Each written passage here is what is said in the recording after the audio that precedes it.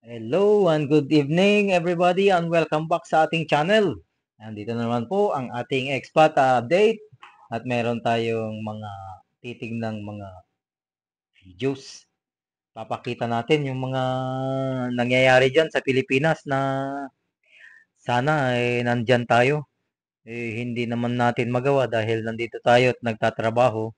So, pasensyahan muna tayo kasi kung nandyan tayo, talagang ako rin ay talagang makikiisa sa mga ganyang gawain. Dahil hindi na rin natin talaga masikmura yung mga ginagawa ng ating kasalukuyang administrasyon, ang pamahalaan. Unang-una diyan yung kaliwat kanang korupsyon. Sa ngayon ngayon lang sa sa tanang buhay ko. Ngayon ko lang nakita yung ganito kalantab yung mga pagnanakaw talaga. Hindi ko lang alam sa mga iba kasi hindi pa tayo gaano sa social media. Pero sa panahong ito, grabe. Yung talagang luloko na yung mga tao. So pakinggan mo natin si ate. At medyo parang nanggagalaiti si ate. No? Nanggagalaiting nakatawa. Ayan siya. Oh. Sige, pasok ate.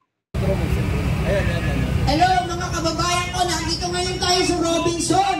Lagi tayong nandito since last year pa, pero nandito pa rin tayo ngayon. Alam naman natin ang pinaglalaban natin ay iisa lang. Walang iba kundi si BBM. BBM, bumaba ka na dahil ikaw ay weak leader.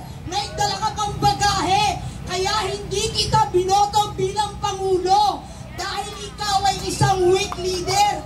Anong ginawa mo sa akin? Nilulumpok pa kami sa kumuloy ng kahirapan. Bakit hindi ka pa bumaba? Ano pang ginagawa mo? Ang kakapal ng mga mukha nyo? Hindi na kayo nahiya. Lahat ng nangyayari, itinitwist ninyo. Pero hindi nyo kami maloloko. Ang maloloko nyo lang ay yung mga binabayaran nyo. Hindi. Dahil ako, since natagal na, hindi ko talaga gusto ang mga Marcos. Ayan mga trolls. Kayo yun. Gusto sa mga Marcos dahil lagi ko tinatandaan ang sinabi ni Pangulong dating presidente na si Tatay Digong. Huwag basta ako. Sinabi ko sa inyo yan. Weak leader. So anong ginawa nyo? Pinabayaan nyo pa. Pinaupo nyo pa sa Malacanang. Hindi nyo ba naisip yung sinabi ni Pangulong Duterte? Basta ako, hindi ako nagkulang sa inyo. Pero binoto pa rin. So ngayon, ano nangyari? Di ba tama si Tatay Digong? Ayan, nangyayari na. Anong nangyayari na? 3 years pa lang ha. Sa 3 years na yan, ang dami ng mga hindi magandang nangyayari sa bayan natin. Bakit ngayon?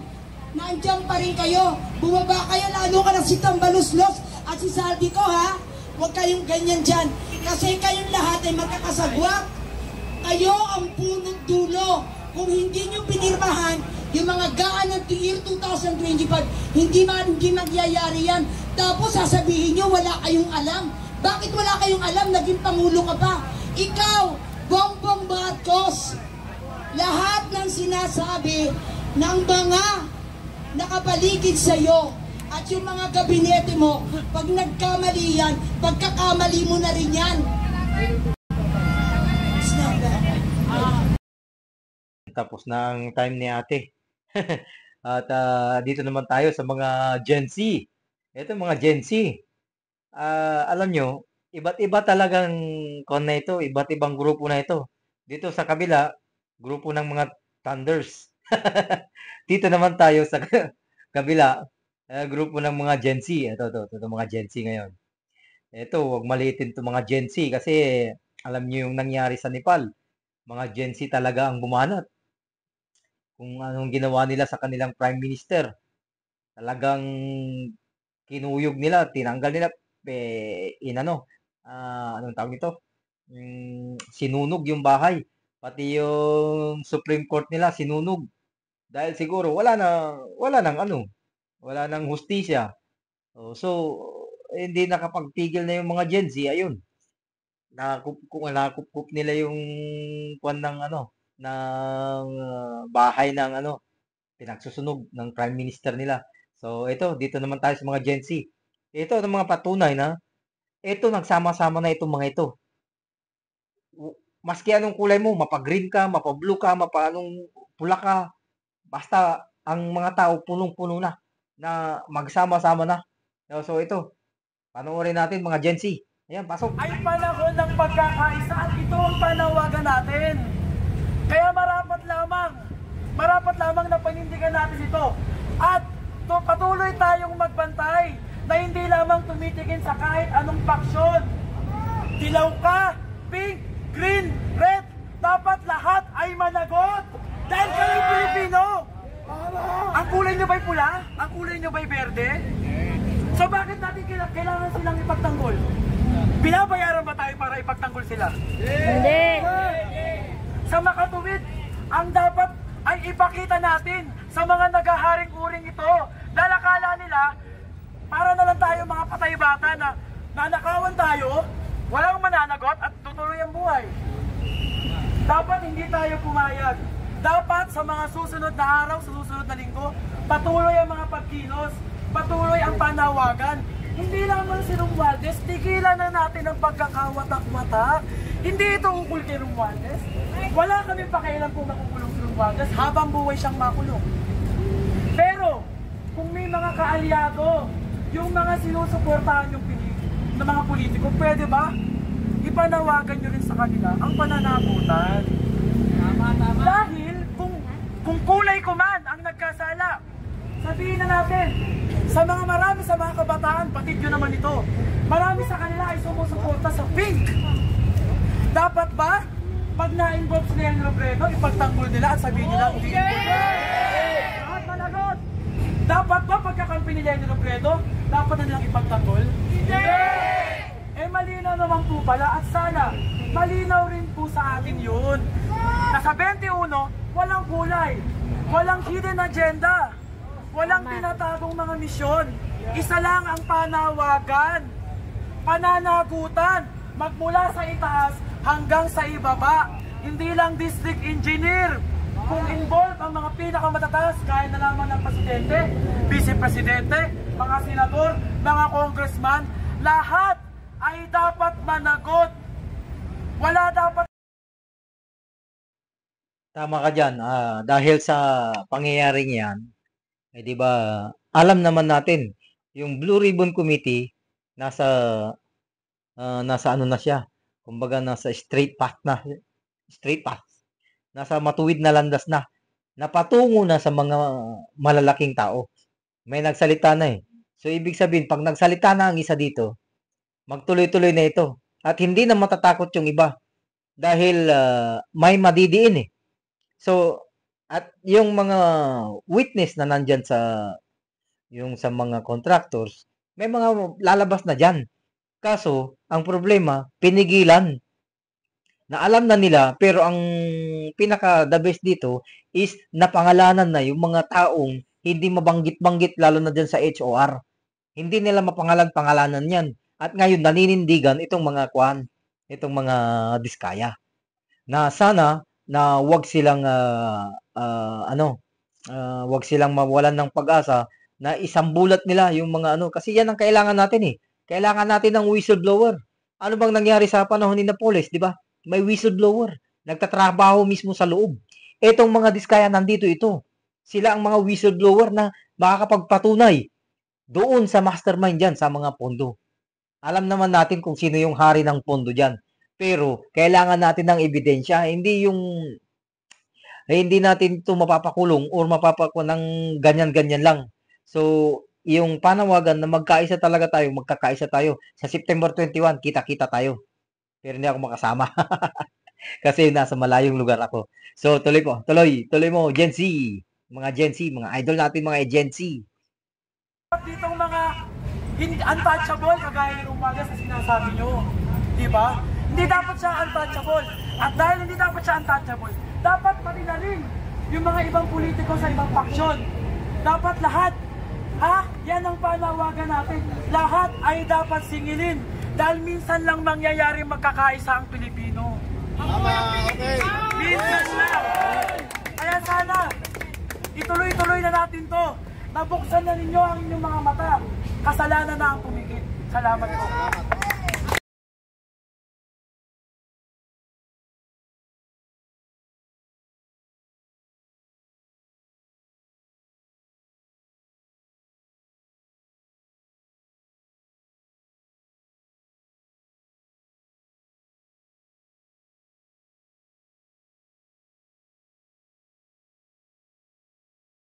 Ayun, nagdadala na naman tayo, walang mic. So, dito, pagkatapos ng Gen Z, dito naman tayo sa mga Thunders na naman. Kasi halo-halo na yung mga tao talagang nagpro-protesta. Ito, si Manong, hindi ko alam pangalan. So, pasok, Manong! Sa mga korap ng Yan, congressman at iba pang mga politiko. yan. After a week, Bago na! tingnan niyo po ilang pangako ng ating na presidente. Siya mismo ang bumaluktot sa kanyang sinabi. Sinungaling! Kay Chief PNP Torre, ganun din ang sinabi niya. Panindigan mo, General Torre, tama ka. Nasa iyo ako. After ilang araw, palibhasa adik,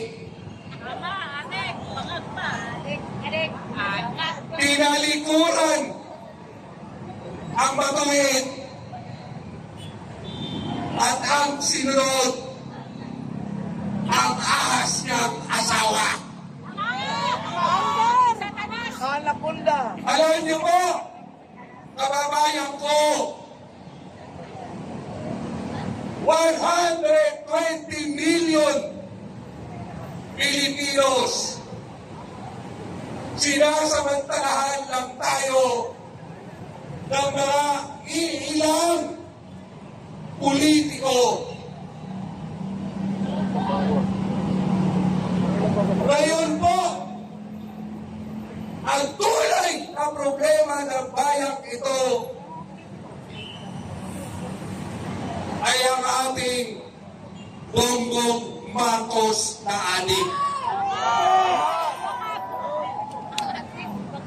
Alas 7 pa lang, bangag na! Dito ko po lagi ko sinasabi, nung kapitan pa lang ako ng Barangay Batasan Hills, maraming adik, maraming malungkot, maraming skalawag na pulis.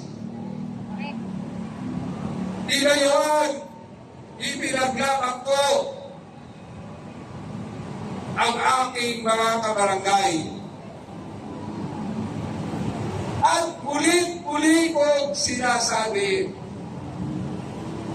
ang mga adik dapat din namang tulungan. Sa Quezon City nga, ang biktima ng droga, ang tawag namin yan, health problem na.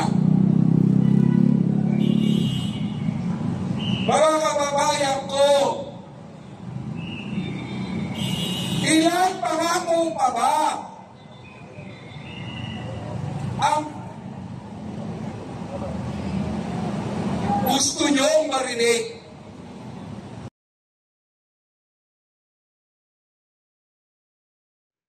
Ayan po at mga kababayan at nakita natin yung mga iba't ibang grupo. Ito halo-halo na. Grupo ng mga Gen Z, grupo ng mga Thunders, grupo ng mga iba't ibang mga grupo ng iba't ibang sa Pilipinas. Ito yung panahon na kailangan talaga nating magkasama-sama. Kasi sa nangyayari talaga, hindi lang tayo, talagang 32 million o 31 million ang nabudol ng taong ito. Kasama tayo doon. Dahil nga sa mga masasarap, magagandang pangako. Tapos, ang kuwan nga dito, pinaglaban pa nga natin sa social media. hanggang yung social media natin halos ma-block, anong tawag to, laging sinususpinde palagi dati dahil nga sa pakikipaglaban natin. Pero ngayon, yung ipinaglaban natin, ginago lang tayo. Yun ang masaklap. Mas masaklap pa sa breakup, kumbaga. Kaya ngayon yung panahon na talagang magsasama-sama tayo. Dahil yung lahat ng mga pinangako sa atin, nung bago maghalalan, mag-eleksyon, lahat yun ay puro mga kabaliktaran. Pati yung mga pangako. Tapos, alam mo niyo kasi, sa totoo lang, yung sasabihin, wag na tayong naniniwala. Kasi lahat naman ng sinasabi, lahat ng sinabi ng Pangulo, puro mga puro mga kabaliktaran. Ang sabi niya noon, hindi natin ipapadala si President Rodrigo Duterte sa ICC. Ngayon, nandun sa ICC. Sabi niya walang impeachment. Ngayon, nangunguna sa impeachment. Yung mga kakwan niya, yung mga kaalyado niya. Tapos, napakarami pa na lahat ng mga sinasabi niya puro kabaliktaran. Kaya wala na tayong aasahan sa gobyernong ito. Kaya kung hindi mangyayari ito, hindi natin hindi mawala sa pwesto tong koneto, tuloy-tuloy tayong maglulugmok. Isa pa, tingnan mo. Tingnan niyo po. Isa pa ito pinag-aaway niya yung pinag-aaway niya yung mga Chinese dati. Inaaway-away niya. Ngayon, wala na siyang makuhang mga investor. Ngayon, sinusuyo niya. Talagang may hindi ko alam kung may sa pag-iisip, di natin alam. Kaya yung mga decision niya, wala kang makitang wise decision. Puro mga puro walang kakwenta-kwenta. Tulad nga, nakita naman natin nung unang mga taon pa lang, konting ulan, binagyo. Nagkakamot na ng ulo. National TV, magkakamot ka ng ulo. Nakita ka. Anong gagawin natin? Ano bang klaseng presidente ito? Tapos paiyak-iyak pa. Ano yun? Hindi namin kailangan yung iyak. Ang kailangan namin ngayon, kamay na bakal. Kamay na bakal na susugpo dyan sa mga korupsyon na yan. Ngayon, kung hindi mo masugpo yan ng korupsyon na yan, better, bumaba na lang kayo. At ibigay nyo lang sa taong makakasugpo nito. Or hindi nyo masugpo, dalawa lang yan. Kung hindi mo masugpo, malamang kasama ka doon. Ganun lang yun. Kaya, tulad nga, itong nangyari, papalabas na ito, milyon-milyon ang nadismaya. Kasama ako. Dito sa pangyayari dito sa Blue Ribbon Committee, na yung mga tao na hindi pwedeng pangalanan dyan sa HOR, ayun, pinangalanan na. Na malapit na tayo kumbaga sa climax, malapit na tayo sa talagang yung mga big boss nila dyan. Kasi magsisipagkantahan na yan. Basta may kumantang isa dyan, kakanta, dire-diretso na yan. Kailangan natin nga, yung tulad nga, yung nangyari kay Napoles, kailangan natin ng witness. Star witness, kumbaga. At may nagprepresenta na pinipilit nilang hindi paniwalaan. Dahil may problema sa credibility. Sino ang gusto niyong maging witness natin? Yung pinagsusugal yung pera natin? Yung mga hindi umaamin na may mga ID siya? Mayroon din namang mga yun May mga, anong tawag dito? May mga luxury cars din. May mga motorsiklo pang magaganda. BMW. Milyon-milyon yung pinatatalo sa sugal. Hindi lang siguro milyon. Baka bilyon na kung kukwintehin lahat. Tapos, yun ang gagawing witness na napakasinungaling. Nako. Kaya, kung hindi magkakaisa ang buong Pilipinas, ewan ko lang, hindi na tayo makakaasa sa Blue Ribbon. Tinanggal ang ating chairman na alam natin na nasa matuwid. Dire-diretso na yung investigasyon. Natukoy na. Tukoy na kung tutusin, tukoy na. Kulang na nga lang na lang, konting follow-up na lang. Kasi, tinukoy ng isang nandoon na witness, si Toby Chanko, si congressman, na follow-upan pa ng mga diskaya. So, yung dalawa na yun, napakalakas na. Tapos, ayaw ipagpatuloy? Bakit? Ang tanong ng malaki, kasama ba kayo? Yung kasama diyan, yun ang ayaw magpatuloy niyan. Kaya itong si Senator Tito Soto is kung wala kang magawa diyan sa Senate, being a Senate President, mas mainam umalis ka na diyan. Dahil alam mong sa ginawa mo, itong sa nangyaring ito, pati yung pamangkin mo na napakaganda ng record, nagkaroon ng dungis, nadungisan. Napakaganda ng record niyan. Nakita niyo kung paano siya mag ano, kung nakita niyo kung paano kumbaga magtrabaho. Oh, bilib tayo sa trabaho, okay. Ma-action talaga. Pero ang problema, yun ang itatapat nyo kay BP Sara. Eh, dyan pa lang dungis na dungis, dinungisan mo na. Wala na. Ang ihaharap nyo, wala talaga kayong maiano. Wala talaga kayong maipantapat kung tutusin. Tapos yung mga sinusulsulan nyo dyan na itatapat sa kanya, wala. Malabo. Kaya kayo naghahanap. Yun nga, nag-ano lang sa survey na nakita nyo sa survey, hindi nga natin alam kung saang survey nang galing yun. Tapos doon na kayo babase. Tapos pinapasikat nyo. Marami silang mga pinapasikat. Pero hindi kinakagat ng tao. Tulad niyan. Gusto nilang pasikatin to si gusto nilang ipantapat. Kaso ang naging problema, imbis na yung tao sumampa siya sa kanila, mas lalo tuloy nasira. Sa totoo lang, dismayado ang mga tao. Kasi hindi kayo nag-iisip. Ba't may ihaharap doon? Para hindi naman kasali. Magtestimonya? Magtestimonya doon? Hindi naman tinatanggap yan eh. Ang kailangan dito, labanan dito, yung ebidensya. Hindi kinakailangan yung laway. Kailangan mo ng papel. Kailangan mo ng resibo. Kumbaga, sinasabi nila palagi, resibo. At tapos magpupunta lang doon para sabihin na, etong mga pamilyang to, mga sinungaling. Kasi, kalaban sa politika. Ganun lang yun. Kung pumunta lang kayo doon para mamulitika, sira ka. Kaya dyan sa Kongreso, mapa-lower, mapa-house, mapa-higher dyan sa Senado, saka sa HOR, sana naman ang Senado medyo malinis pa. Huwag sanang mabulok. Gaya dyan sa sa HOR. Alam na natin yun. Abay, matagal ng matagal ng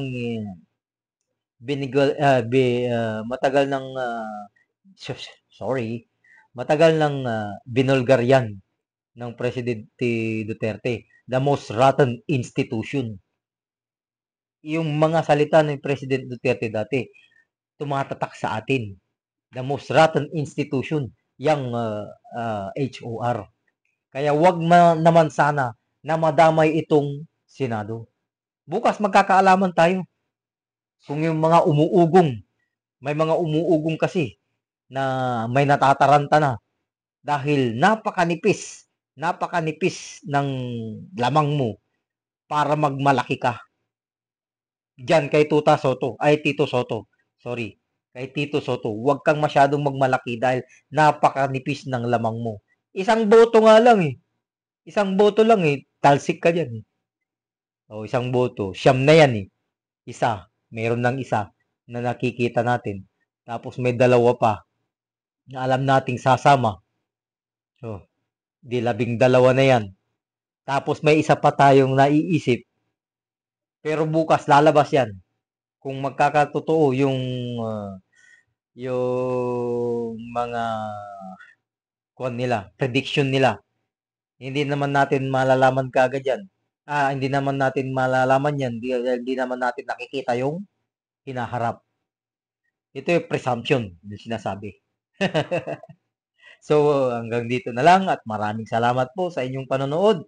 At kung hindi ka pa nakakapag-subscribe sa ating channel, andyan lang po ang subscribe button, just click. At kung paki-like na rin. Kung hindi mo mag-click yung subscribe, Kahit yung like lang, masaya na tayo dyan. At maraming salamat po. Syukran.